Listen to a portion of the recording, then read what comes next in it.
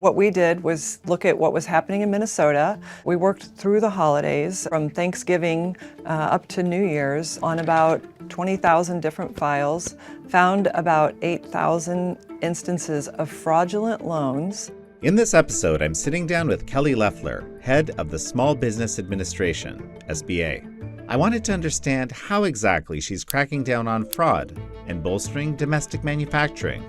And when I talk to small businesses, particularly manufacturing, their number one concern is a skilled workforce. So as far as they're concerned, the sky's the limit. We can build it, but we need the workers to do it. Small business is the beating heart of America. What can small businesses expect from the SBA in 2026? This is American Thought Leaders, and I'm Yanye Kelly.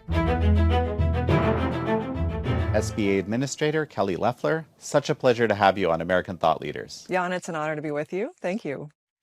So let's start with the thing that seems to be in the news all the time. There were over 6,000, almost 7,000 borrowers that have been suspended in Minnesota. As you're saying, it's about $400 million worth of fraudulent loans. That seems like a hard move or a strong move to a lot of people. What happened exactly?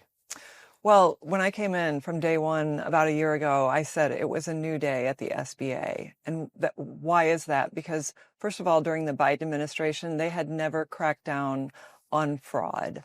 And what is fraud? It's crime. So what we did was look at what was happening in Minnesota, and we said, this is a great place to investigate deeply, immediately. And we did that. We worked through the holidays, from Thanksgiving up to New Year's, on about 20,000 different files, found about 8,000 instances of fraudulent loans, and moved quickly to make sure that those borrowers, there were about 7,000 of them, some of them had two loans, could never access the services of the SBA again. That includes everything from small business lending, on which we provide a government guarantee, to a disaster loan. So we are now, because of this blueprint we have, we're going to be able to go state by state and see where people have defrauded the federal government, which means taxpayers, to ensure that they are investigated, that we're turning those files over to federal law enforcement, and that they can't receive federal support. You know, some of the criticism around this issue, around this move, I guess, right? We learned about Minnesota, and very quickly, I mean, within days, almost 7,000 borrowers are suspended. It almost felt like a blanket thing. But you're kind of suggesting that there's, sort of deliberate looking at every one of these files. Can you just kind of unpack that a little bit for me? Absolutely. So this was very much driven during COVID. We saw that $1.2 trillion in federal funds went out through the SBA. That was in the form of the Paycheck Protection Program and the Economic Injury Disaster Loan Program. Tell me that number again. $1.2 trillion.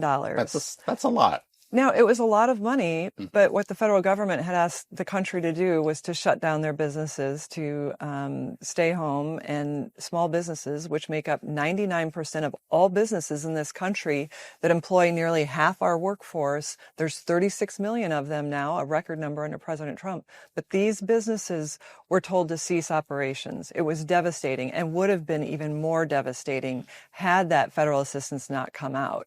And most small businesses were legitimate and used it for good, kept their employees on the payroll. It made a huge difference locally, and those businesses are back on their feet. But there's a certain group of actors that saw opportunity in disaster and defrauded the government. And that's where we saw, under the Biden administration, they quickly started forgiving fraudulent actors, loans that were already fraud flagged. So there was a set of thousands and thousands of loans that had been marked as fraud. They were not ever further investigated. Those cases were closed. Those loans were being forgiven. That's where we're going back now and just saying, these files are now closed. They've been marked as fraud. That we're sending them to federal investigators, because no more sweeping this under the rug. We're going to hold people accountable. So it's retroactive. I mean, so it's more, is that included in these 7,000, or is that Absolutely. beyond that 7,000? It's included. Oh, okay. Yes. All right. Yeah. And that's the lion's share of it. That's where we see a lot of the fraudulent actors. But what we know now is they come back to the trough. When there's a disaster, they see opportunity to profit from it. We see that in all the other federal programs, which is what's so great about the Minnesota response is this all of government. So you've got USDA, HUD, Treasury, Education, DHS, HHS, everyone looking and saying, okay, this is the roadmap for looking at how people are defrauding the federal government systemically and at scale. Okay, so aside from giving loans when there's an emergency, which, wow, with $1.2 trillion, I'm still trying to fathom that number. What exactly does the SBA do? I think some people don't even know it exists for that matter. Yeah. Yeah, you're right. Well, particularly the last 4 years, the SBA was dormant. Under President Biden, 90% of the employees worked from home for 4 years. So sadly, our Main Street job creators saw a complete absence of the SBA. But the SBA was formed over 70 years ago when veterans returned from World War II. The country recognized that these veterans were so capable that they could build businesses, that they were job creators, and we needed that industrial base to continue to grow. So the SBA was created. What it does, quite simply, is provide private sector banks, commercial banks, of which we have about 5,000 signed up within our agency.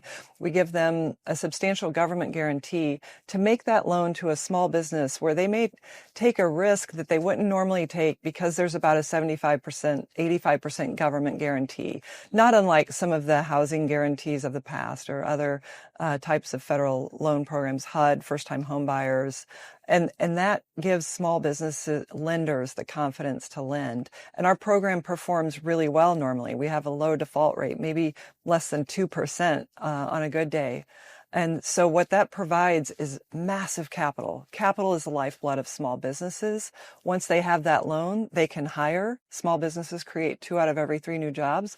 They can sign a lease or purchase property, plant, and equipment. Most manufacturers in America are small businesses. So the economic engine, the flywheel, starts from there, and the small business is right there at the start. Well, and actually, tell me a little bit about your background too, because I think, actually even before I really looked into you, I kind of had this sense the whole time that you came from big money. I don't know why that is. Maybe this I think was it's the liberal media. Yeah, it's possible, right? But I found out something different. But just tell me about your background. Yeah. Well, thank you for asking, Jan. First of all, I'm so humbled to be in this role because of my background. I could have never imagined that growing up on a small family farm, 4th generation, we now have our 5th generation, which I'm so proud of, farming the land back in Illinois. I grew up on a family farm. My father was a veteran. I started working in the fields when I was 8. I got my first job bussing tables when I was 15, waitress for the next 6 years through high school and college. First in my family to graduate from college. What a blessing, because I went off to build a business career inspired by what I saw my parents running a small business where my dad was in the field driving a truck. My mom was dispatching trucks, hiring, dealing with massive red tape that is involved in farming and trucking. And I was so inspired by my parents. I thought, I want to be in business, either have my own business or work in business. I went on to do both. And then got involved in politics because of what I saw. Well, and there's a little part where it worked out, your business attempts, right? Yeah.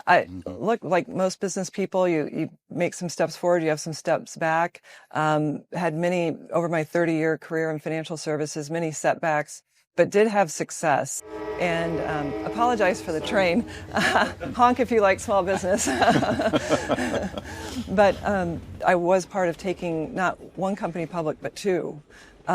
Was blessed to be part of a private company that went public. It's now part of a Fortune 500 company. I also started a company that's now a public company in the crypto space. When I served in the Senate, I was the only chartered financial analyst to ever serve in Congress. And so I felt like, based on my financial acumen, I wanted to bring that to Washington because I saw it completely absent when I was in the private sector and being regulated and being told what we could and couldn't do by people who didn't know our business, didn't understand free enterprise or fair markets or transparency or reporting or accountability. So that's what I went to Washington to do, because I knew that as a farm kid, I owed it to every other young person who didn't believe that the federal government understood them, that they had someone up there fighting for them. Administrator Loeffler, we're going to take a quick break. Folks, we're going to be right back. And we're back with Kelly Loeffler, the SBA administrator. You know, while I have you here, I have to ask this, okay? I have this theory about a way that we could teach our young people, and it has to do with the idea of prosperity. It took me until probably I was 45, okay, before I actually learned where prosperity came from. And I spent years in university, okay? Clearly, maybe not even business. I don't know what they teach in business school exactly. But there's this, I think the socialists and communists sort of approach the world, that the sell is that the rich people take it from the poor. That's the prosperity, right? But prosperity actually comes from somewhere else. If we taught that, I mean, I think a 5-year-old could understand the basics. Well, I'm living proof of it. I'm someone that had no connections. I went to public school, state university, and worked hard. And I think that's what socialism and communism doesn't teach, is kind of that reliance, that individualism that you should be proud of, and discover your talents and your gifts and your interests and pursue them and take calculated risks. That's all the stuff that socialism and communism discourages. That's why it's shocking to see it taking hold in New York City, of all places. Well, and just that you assume the pie, and this is as a biology, my background is in biology, because that's how it works. The pie is finite, right? Like, you can't expand the pie, so you have to take it, right? If you're gonna have a piece of it, you need to take it from someone else. But that's not how it works. There's innovation, there's division of labor. I mean, there's different theories about prosperity, right? But I don't think a lot of people know them. No, it's cynical and false to say that the pie is this big, because that means life is a zero-sum game. And the only way I can get ahead is if you fall behind. And that is not the story of America. And the story of America is one that the world wants to replicate. That's why they're coming across our borders and trying to live the American dream. In some cases, other cases, it's drugs and thugs coming across, but they're trying to exploit the American dream. But hard work and the American principles of freedom and opportunity and faith and the ability to believe in something better in yourself, that you can be part of something bigger, is so beautiful. And that's the story of small business. And that's why I get out of bed every day. And I can't believe I'm blessed by this job to work for President Trump, to serve our job creators. They may never touch the Small Business Administration, but they should know that they have a fighter up here for them, for policy, for advocacy within this administration, not just in me, but in President Trump. So I know one of the things that you're interested in is that over the last, I guess it's 4 years, 5 years, I'm not sure the exact time frame, but a number of these small businesses that were building, like you were describing, were debanked for no ostensibly good reason. And this is something you're looking into seriously. Can you give me a progress report or something like this? Absolutely. So thanks to President Trump's leadership and sadly his own personal experience and that of his family, we understand that debanking is a real thing in this country. And because of his leadership, we now have the executive order that the SBA was charged with being part of the regulatory group, the OCC, the FDIC, and the Fed, to investigate debanking. And so we led the charge in sending out 5,000 letters. That's our network of banks. You think about the SBA, we're really like the private sector side of the government. We have the connection to the small businesses, to the banks. So we were honored to lead that charge. But we know that under Obama, it really started with Operation Choke Point 1.0, where they started defunding, debanking, disfavored people. And they even went as far under the Biden administration to put it into the regulatory apparatus so that you'd be penalized as a regulated entity if you provided banking services to everything from Christians to pro-life to 2A, you name it. It could be considered a reputational risk for which the OCC or the Fed might downgrade you and require more capital, putting real costs into the banking system and discouraging customers from being banked. It's completely unfair. President Trump, it happened to him and his family. It's happened to me on my political campaign. And so I know firsthand this is going on. So we sent out letters, got a very good response, continue to go through those responses in collaboration with the regulatory agencies to ensure it doesn't happen again and that those problems are fixed and people are held accountable. So something that I know that you're very excited about, it's something that I find incredibly important personally. And that is, I mean, I call it in my head remanufacturing. You call it reindustrialization, I think. But basically, it's my own belief that there is no future. You can't have a successful country unless you have your own manufacturing base. It's like the beating heart of the country. And of course, the small business is a central piece of this. What's happening with that? There's so much happening, and it's so exciting. And it's interesting. In 2010, Andy Grove foreshadowed President Trump's important tariff and national security policy in a piece he wrote about how manufacturing underpins national security. Mm-hmm. And if we lose basic commodity manufacturing, we're going to lose the ability to protect ourselves, to be secure, to feed ourselves.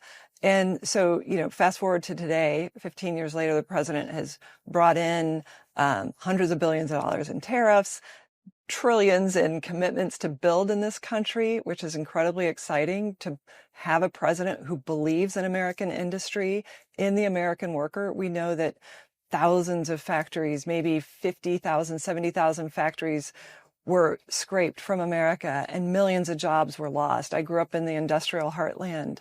I saw communities hollowed out, what it did to families and what it did to opportunity. So we know that the industrial base is important to make things, but it also builds communities, families, and opportunity. And we have to get back to that skilled workforce of making things and building things, because we have an administration like no other point in history that believes that that can be done again. A case in point is that, our rare earth and critical minerals ability to process them is virtually it's not entirely non-existent, but it's close. And that said, actually, I'll mention this. There's all sorts of innovation happening in this space. There's a company now in Houston, a factory that just got commissioned last month. It's coming out. That's basically pulling this stuff from electronic waste, and it's actually 1,000 times more concentrated. I'm always astonished at the ingenuity. So maybe there is a solution. Maybe there'll be hundreds of these factories that are popping up. And that's why small business is so important in the manufacturing pipeline, because most manufacturers are small businesses. So they meet the statutory requirement of fewer than 500 employees and the net worth standard. Mm-hmm. So small businesses are really refueling our onshoring renaissance, along with President Trump's policies. I mean, the working families tax cut was so important because you have 100% expensing of made in America factories. You have incentives for workers to work more, no tax on overtime. I've walked factory floors in more than half the states of this country. I've had many factory workers tell me that they're going to work more hours because their overtime is not going to be taxed away now. Mm-hmm. And when I talk to small businesses, particularly manufacturing, their number one concern is a skilled workforce. So as far as they're concerned, the sky's the limit. We can build it. We've got a backlog of work to do, but we need the workers to do it. And small businesses are the innovation engine around training the workers because they have the apprentice programs, the connections to community colleges and trade schools. So this is all coming up from small business, though it's the big factories that we think about in history. I've talked to many large Fortune 500 companies, and they say they can't build in America without small business because it's the contractors and the builders and the small businesses that get it done for them. Do you have a particular focus on manufacturing related small businesses, or are these programs across the board?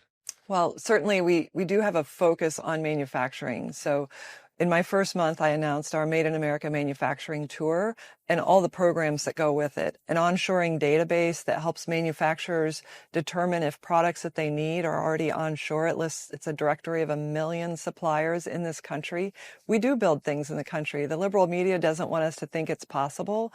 They don't think that the value that factories provide is meaningful, but that's completely opposite when you go out in the heartland and you see it getting done, or on Long Island in New York, or even in California where some people bravely continue to operate their businesses. So it is getting done, and I'm just raising the visibility and then advancing things in Congress. So we've thrown our support behind the Made in America Manufacturing Act, which raises our loan limits to $10 million from $5 million, because the AI, the advanced manufacturing robotics, robotic welding that I've seen in factories, we're actively reshoring industries in real time. So they need that capital. So another piece that I know that you're working on is, contracts having been awarded based on immutable characteristics. That maybe would be the simplest way to put it, and not necessarily based on skills. So I know you're trying to dig into this and basically root it out, I guess. Yeah. So federal contracting and the fraud that happens within it in Washington, D.C. around these programs are probably the worst kept secret in Washington. And from day one, I said, we're going to root out DEI and we're going to root out waste, fraud, and abuse. And unfortunately, both of those are represented in federal contracting, specifically in the 8A program. And so that's what we've been focused on. And there's been some very high profile DOJ actions last year that highlighted the wrongs of the 8A program. So essentially a big company or a non-qualified company will act as a pass-through and then have a small business use that person to say, I'm a small business, but then they charge more to give to that person to pay them off, and then they charge more for their services. So it costs the taxpayer, the federal government's $1 trillion spender. So this is every year. So it's a huge cost to the American people when these programs are defrauded. So we have a whole path. We're cracking down on that. We have an investigation, a 15-year look back audit going on. And then we have right now, we've requested 3 years worth of information because in that program's 45-year history, it's never been audited. And so I called for an audit, not just of this agency on day one, but of that program. And so you recently sent out a letter about this. Yeah. So now this federal contracting happens at every single agency in the federal government. So this isn't just an SBA issue. This is at Department of War, Department of Treasury, Department of Education. So these socially and economically disadvantaged contracts are awarded right now to about 4,300 firms. Well, we know, based on the preliminary audit we've done, is that there's a lot of fraud in those programs. So we sent a letter to every single person. Those letters are due back this month in January. And if they don't respond to the letters with the requested financial information, which again has not been ever audited in 45 years of the program, which came into effect under Jimmy Carter, we are going to remove them from the program. And we are not going to operate programs that traffic in abuse, waste, and fraud. And we're not going to traffic in DEI. We're going to give it to deserving small business people. And you'll see more to come on that. Well, this has been a wonderful conversation. Perhaps the final thought as we finish? Well, 2026 is going to be a year for the record books. I mean, it's not just our 250th anniversary as the world's exceptional country, but it's also going to be a great one for the American people because we have an administration that is fighting every day for the people back home. And I think that's what you see in our cabinet. We're all working together like never before for the best president in American history. So more to come, and we will not stop working every day to get it done. Well, Kelly Loeffler, it's such a pleasure to have had you on. Thank you, Jan. Thank you all for joining SBA Administrator Kelly Loeffler and me on this episode of American Thought Leaders. I'm your host, Jan Jekielek.